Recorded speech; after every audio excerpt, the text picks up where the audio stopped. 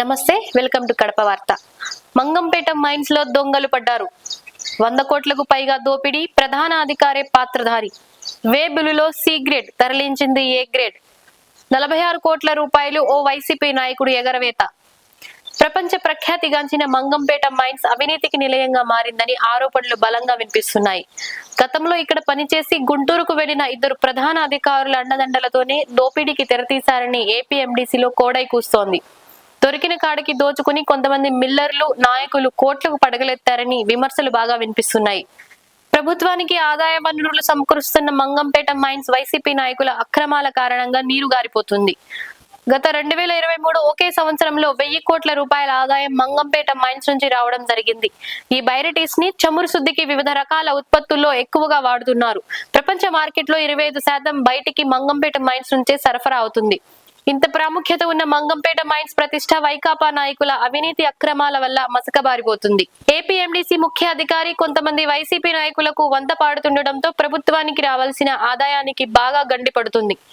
కొంతమంది మిల్లర్లకు, వైసీపీ నాయకులకు, ప్రభుత్వ ఉద్యోగులకు మంగంపేట మైన్స్ వీరి ఆదాయానికి వరంగా మారింది. ఈ శాఖ అవినీతిమయంగా మారినందువలన కొత్తగా అధికారం చేపట్టిన టీడీపీ ప్రభుత్వం ఏపీ ఎండీసీ కార్యాలయానికి ఏకంగా తాళాలు వేయడం జరిగింది.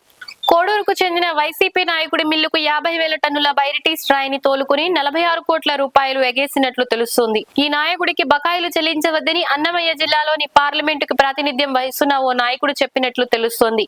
ఆ నాయకుడి అండదిండలు ఈయనకి పుష్కలంగా ఉన్నందున ఏపీఎండీసీలో ఈయనకు అడ్డు అదుపు లేకుండా పోయిందని ఆరోపణలున్నాయి.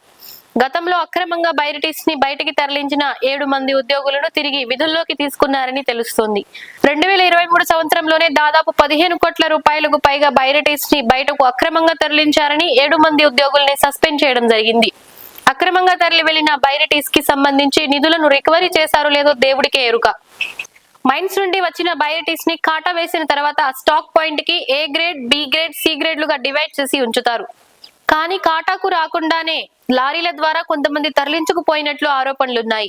కోడూరుకి చెందిన ఓ ప్రైవేట్ మిల్లు యజమాని బయట ఏ గ్రేడ్ ఆర్డర్ తెచ్చుకొని ఏపీఎండీసీలో సి గ్రేడ్ కి టెండర్ వేశారని తెలుస్తుంది. సి గ్రేడ్ ముసుగులో ఏ గ్రేడ్, కెమికల్ గ్రేడ్ బైరిటీస్ ని భారీగా తరలించినట్లు బలంగా ఆరోపణలు వినిపిస్తున్నాయి. ఇందులో ఏపీఎండీసీ హెడ్ ఆఫీస్ కి చెందిన అధికారులు మరియు కొంతమంది వైసీపీ ప్రజాప్రతినిధులు కోట్లాది రూపాయల వాటాలు పంచుకున్నట్లు విమర్శలు వినిపిస్తున్నాయి. గత ప్రభుత్వంలో జరిగిన ఈ అక్రమాలకు సంబంధించి నూతనంగా ఏర్పడిన టీడీపీ ప్రభుత్వం పూర్తి స్థాయిలో విచారించి తగు చర్యలు తీసుకోవాల్సిన అవసరం ఎంతైనా ఉంది.